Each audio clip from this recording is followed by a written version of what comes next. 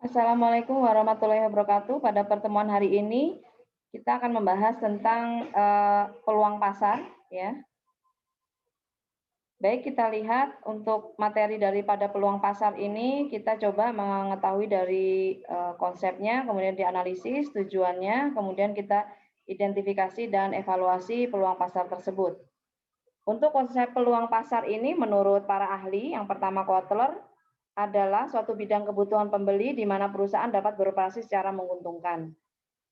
Selanjutnya untuk Robinson, di sini situasi penting yang paling menguntungkan dalam lingkungan perusahaan. Kemudian Kotler, di sini potensi pasar adalah batas yang didekati oleh permintaan ketika pengeluaran pemasaran, industri mendekati tak terhingga untuk lingkungan yang telah ditentukan. Jadi kalau dapat dilihat bahwa peluang pasar di sini adalah suatu eh, kesempatan yang bisa diambil oleh perusahaan, ya, di mana kesempatan itu terdiri dari target yang telah ditentukan dari segmen yang telah ditargetkan. Kemudian konsep daripada peluang pasar di sini menurut Kertajaya, ya, Hermawan Kertajaya, memberikan pengertian segmentasi adalah tentang pemetaan atau mapping suatu pasar menjadi beberapa kategori dengan mengumpulkan perilaku yang serupa dari pelanggan ke dalam sebuah segmen.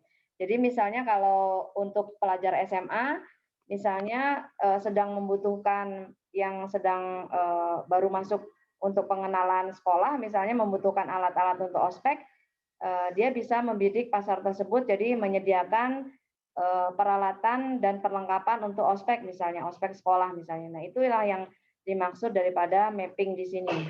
Jadi dia tidak menyediakan selain untuk ospek misalnya, ya.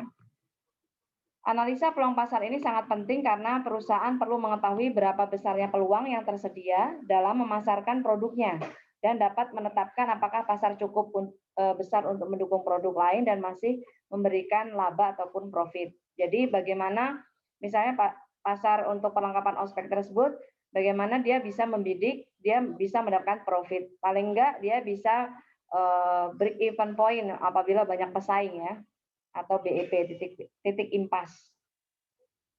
Kemudian analisis peluang pasar di sini merupakan proses riset terhadap faktor-faktor lingkungan eksternal yang mempengaruhi kegiatan usaha perusahaan tersebut. Ya, jadi di sini lebih kepada faktor apa saja dari luar perusahaan yang bisa mendukung atau mensupport daripada segmen pasar yang telah dibidik. Lingkungan eksternal merupakan kekuatan yang tidak dapat dikendalikan, sehingga perusahaan harus menyesuaikan diri dan juga menghasilkan ancaman dan peluang. Ya, kalau misalnya kita lihat kompetitor, berarti kita lihat itu suatu ancaman. Tapi kalau kita melihat itu sebagai peluang, misalnya kompetitor menyediakan packing yang kurang baik. Nah, kita peluangnya adalah bisa menyediakan packing yang lebih baik daripada kompetitor. Nah, ini daripada lingkungan eksternal itu bisa dianggap ancaman dan peluang atau trade dan opportunity. Perusahaan harus berhati-hati dalam menganalisis lingkungannya sehingga dapat menghindari ancaman dan mengambil manfaat daripada peluang tersebut. Nah, ini yang tadi saya sampaikan, ya, bahwa apabila itu kita lihat sebagai ancaman, maka kita bisa mengambil manfaat atau peluangnya. Analisis peluang pasar merupakan upaya diagnostik untuk menginterpretasikan atribut-atribut lingkungan serta perubahannya. Artinya, kalau kita menganalisis peluang pasar, berarti kita bisa mendefinisikan secara detail apa saja yang menjadi kebutuhan daripada pasar, kemudian kita mengadakan perubahan atas interpretasi atas atribut tersebut.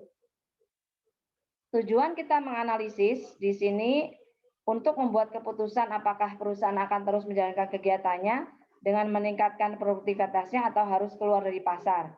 Di sini kita melihat daripada market opportunity analysis atau MOA, ya. Kita mencoba mendeskripsikan apakah new product ini atau produk baru tersebut bisa dikembangkan. Kemudian kita coba mendeskripsikan produk yang sudah eksis ataupun yang sudah dikembangkan untuk dimodifikasi, kemudian bisa menjadi lebih baik lagi dan dapat diterima oleh masyarakat. Kemudian kita coba mengevaluasi, ya, existing produk yang sudah ada tersebut untuk dapat misalnya apakah dia akan dilanjutkan ataupun di stop di pasaran.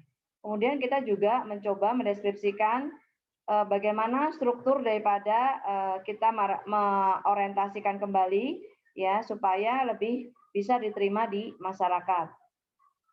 Identifikasi dan evaluasi pasar menurut segmen, yaitu ada secara geografis, menurut lingkungannya, kemudian demografis, psikografis, dan perilaku. Untuk identifikasi evaluasi peluang pasar lanjutan, di sini ada segmentasi ekonomi, ya, lingkungan alam, teknologi, politik, hukum, dan sosial budaya. Identifikasi evaluasi untuk para marketer di sini ya mampu membaca seksama situasinya ya, perubahan-perubahan mungkin apalagi di masa pandemi saat ini bagaimana perilaku masyarakat berubah dari di luar menjadi di dalam rumah. Dan seharusnya bisa menerjemahkan perubahan tersebut dalam kerangka peluang pasarnya atau marketing opportunities. Ini tadi yang dinamakan dengan marketing opportunity analysis. Bagaimana kita menganalisis peluang daripada pasar. Kemudian identifikasi peluang di sini juga dicermati menjadi dua hal, di mana yang pertama itu kekuatan dan kelemahan, ya, kemudian antara kesesuaian dan kemampuan dengan organisasi, yaitu bagaimana perusahaan bisa menyesuaikan atas perubahan-perubahan yang terjadi di pasaran. Identifikasi dan evaluasi peluang pasar. Menurut Stanton, menurut ahlinya di sini menemukan bahwa sejumlah perusahaan telah mencoba mengembangkan sejumlah pertanyaan yang bersifat memandu untuk membantu mereka dalam melakukan analisis peluang pasar. Ya, ini pertanyaan yang sering timbul ya apabila kita mengadakan analisis peluang pasar, keunggulan bersaing ya, competitive advantage ya, yang kita miliki itu apa ya supaya kita bisa bersaing dengan kompetitor. Kemudian, apakah kita memiliki kemampuan khusus untuk membawa kita memasuki pasar tersebut? Artinya produk kita memiliki keunikan nggak? Atau ciri khas nggak? Misalnya produk kita memiliki ciri khas rasanya berbeda dengan para kompetitor walaupun produknya sama.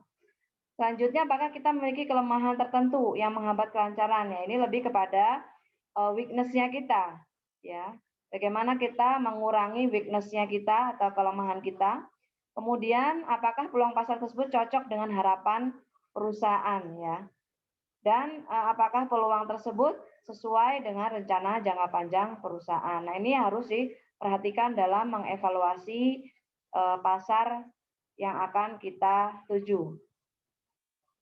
Mungkin demikian materi hari ini. Terima kasih atas perhatiannya. Wassalamualaikum warahmatullahi wabarakatuh.